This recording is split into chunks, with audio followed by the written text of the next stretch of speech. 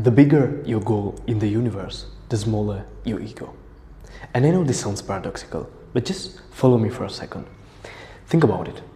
If your goal is big enough, what will you think about? Will you think about yourself, or will you think about the goal? Because it just doesn't make sense that you have a big goal, but you think about yourself. So when you have a big goal, you don't think about yourself. You think about the goal or the vision. You think about the people involved in this vision, the people you help. Or you think about the reasons why you're doing the thing, the meaning behind your mission. You don't think about yourself. And if it doesn't make sense, let me just add this. Most people think they have big goals, but they actually only have big egos. And these are two very different things. So many people think they have big goals and small egos, but they actually project their egos onto their goals. But when you have a big ego, you don't actually have big goals. Because when you have a big ego, you don't think about the goal, you think about yourself. And by definition, to have big goals means to think about those goals and not about yourself. Otherwise, you don't have big goals. And what you will reply is, but don't greedy people have big egos, yet they achieve so much?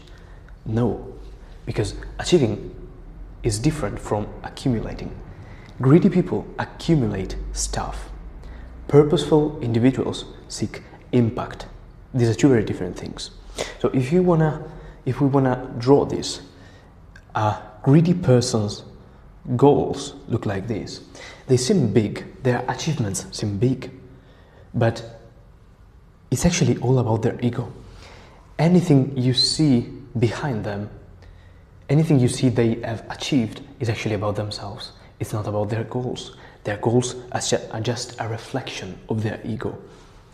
In case of purposeful individuals, you might think their goals appear smaller than a greedy person's goals. But in this case, it's not about themselves. They still have an ego, because everyone has an ego. But the thing is, it's a lot smaller. And their goals are about the goal. The vision is about the vision, it's not about themselves. Because they understand that in order for you to have a big impact, you have to put yourself into the background and actually care about the person in front of you. So the best way to define big goals is big goals outlive yourself, your limited ego. The proof that what you're doing is timeless and it's actually purposeful is the mission just outlives you. When you will disappear from this planet, people will still care about your vision, about yourself, but actually about the vision you represented. When a greedy person dies, nothing is actually left, only possessions. Also, greedy people operate from a different mind state than purposeful individuals. Greedy people feel inferior. They feel like they have to prove themselves. And so they just feel a lack. And anything they do is just to make sure that they actually feel validated from the environment.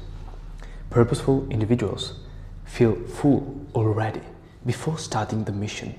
They are not doing it to prove themselves. They are only doing it to serve other people. Their actions are about service, not about gaining, nor about validation. And unexpectedly, your ego is also an enemy to profit. Meaning, the bigger your ego, the harder it is to profit. And in case you don't believe me, just think about what is profit. Profit is when you gain money or just anything. And when does this happen? People give money when you help them. People have problems, so you help them with their problems, and then you get profit for that. So if you help people, you get profit. But helping people means having empathy, because empathy is about understanding other people's needs. When you understand other people's needs, you can help them. And when you can help them, you can profit. So basically, when your ego is small, it is easier for you to have empathy. Because obviously, empathy is about looking at other people's needs, not looking at your needs, but other people's needs. So when you have a small ego, you have big empathy and you have even bigger profit, because then it is easier to help people.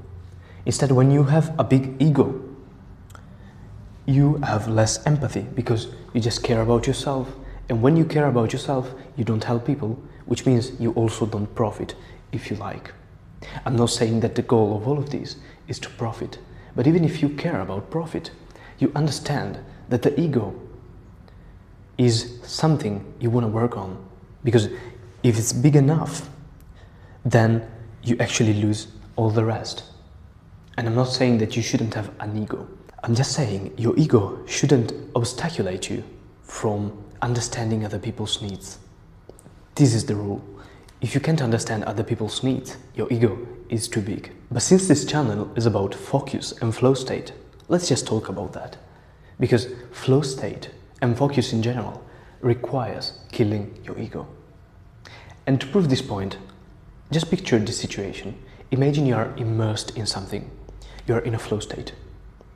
Either you are writing, you are running, you're training in general. You're doing something and you are just completely immersed. In this case, in this specific situation, what are you thinking about? Is it yourself or the activity?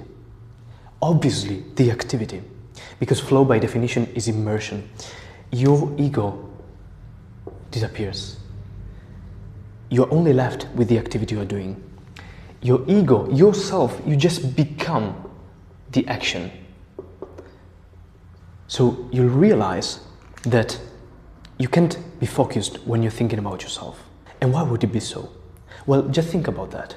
Your mind has limited cognitive resources, meaning in every single second, you have to choose what to focus on. And in case you have limited resources, where does it make more sense to invest your energies? On yourself or on the activity? Obviously on the activity, because you will perform better. The thing is, you can't enter flow if you're thinking about yourself, because as soon as your ego is activated in your mind, automatic judgments start arising. You start judging your behavior. But this is not flow. Flow is intuitive. You don't overthink your decisions. You're not judging yourself. You're not comparing yourself. This is also why you feel bad when you compare yourself to other people, because you can't enter flow. You can't get immersed into stuff because you are comparing yourself to other people. People usually say that this is bad, that it's bad to compare yourself to other people, but they don't tell you why. This is the reason. As humans, we all strive to get lost into a process we love, to just enter flow. But if you keep thinking about yourself, if you keep judging yourself, if you keep comparing yourself, you won't be able to do this. One of the first things I help people in my coaching program with is literally this, helping them realize that they need a mission bigger than themselves. Otherwise, their ego will just destroy their focus. Let's see this graphically. For a flow state master, meaning an individual who is just able to enter flow state automatically and stay in the zone for hours, their focus sessions look like this. Their ego never penetrates their mind because they have become the action. They are the action. Instead, for the average person in modern Western societies, it looks like this. They start and they start pretty good, so they are starting to get immersed, but then their ego penetrates their mind, and it can either be judgments or it can be comparisons. It doesn't matter. Their sessions look like this.